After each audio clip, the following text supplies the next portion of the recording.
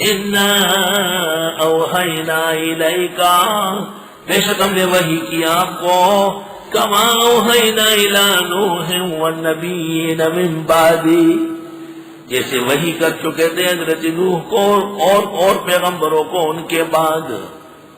نوح علیہ السلام تشریعی پیغمبر ہے، اللہ فرماتے ہم نے ان کو وحی کی اور آپ کو بھی وحی کی۔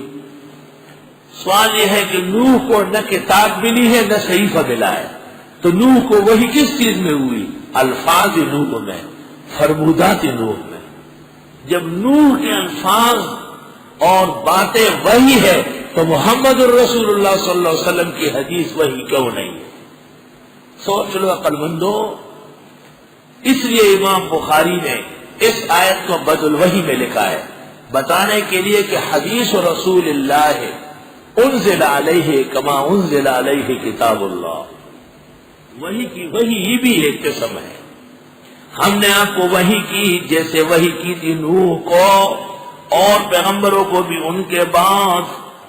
وَأَوْحَيْنَا إِلَىٰ إِبْرَاهِيمَ وَإِسْمَاعِيلَ وَإِسْحَاقَ وَيَعْقُوبَ وَالْأَسْبَاطِ، اور ہم نے وحی کی حضرت ابراہیم، اسماعیل، اسحاق، یعقوب، اسباط، وعیسیٰ وایوب ویونس وہارون وسلیمان، ان سب پیغمبروں میں سے صرف عیسیٰ علیہ السلام، داؤد علیہ السلام اور موسیٰ علیہ السلام کے پاس کتابیں ہیں اور کسی کے پاس نہیں۔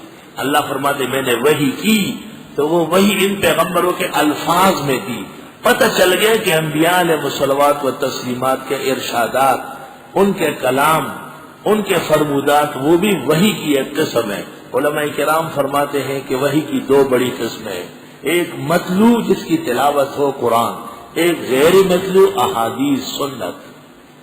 وَآتَيْنَا دَاوُودَ زَبُورًا، اور ہم دے چکے ہیں داؤد پیغمبر کو زبور۔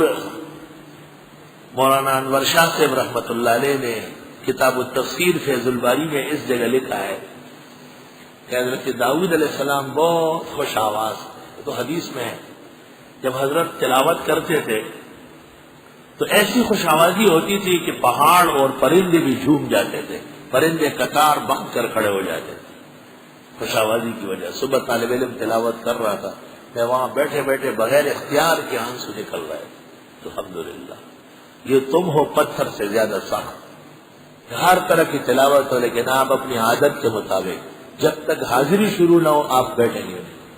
استحیوا یا عباد اللہ، کچھ حیا کرو، اپنے مقام مرتبت درس کے مقام سے شرم کر لو۔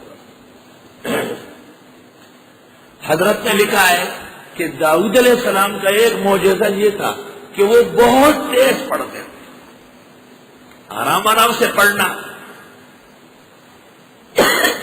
اس کو آپ ترتیل کہتے ہیں، اور حدر کبھی آپ کرتے ہیں، کبھی حدر کی بھی مدر ہوتی ہے۔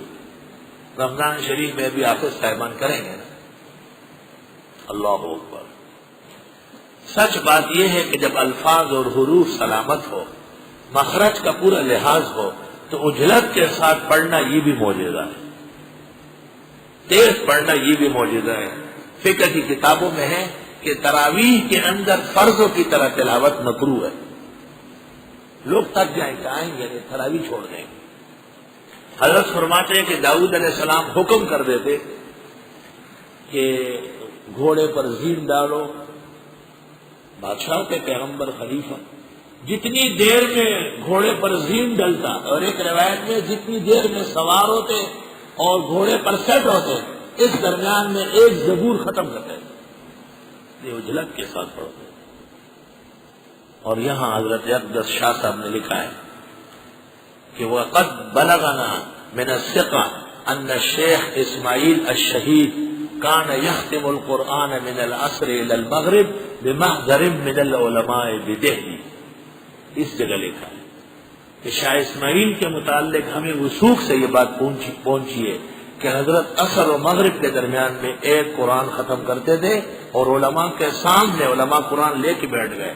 شاہ صاحب نے عصر کی نماز پڑھائی، مصلی پہ تلاوت شروع کی، اذان مغرب کے ساتھ معوذتین پڑھی۔ یہ کرامت ہے۔ وآتینا داؤد زبورا ورسلا قد قصصناہم علیک، بہت سارے پیغمبروں کے واقعات ہم نے بتا دیے آپ کو من قبل پہلے، ورسلا لم نقصصہم علیک، بہت سارے پیغمبروں کے نہیں بتائیں گے۔ ضرورت نہیں ہے بتانے کی۔ اس سے ان لوگوں کا جھوٹ واضح ہوا جو کہتے فرش سے عرش تک، شرق سے غرب تک، شمال سے جنوب تک، تحت سرا سے ملائے اعلیٰ تک تمام مکنونات، موجودات، معدومات کا علم دیا گیا۔ احمد رضا بریلوی نے المادۃ الغیبیہ، الدولۃ المکیہ فی المادۃ الغیبیہ میں لکھا ہے۔ اللہ فرماتے بہت سارے پیغمبر ہیں جن کا ذکر تک ہم آپ سے نہیں کر رہے ہیں۔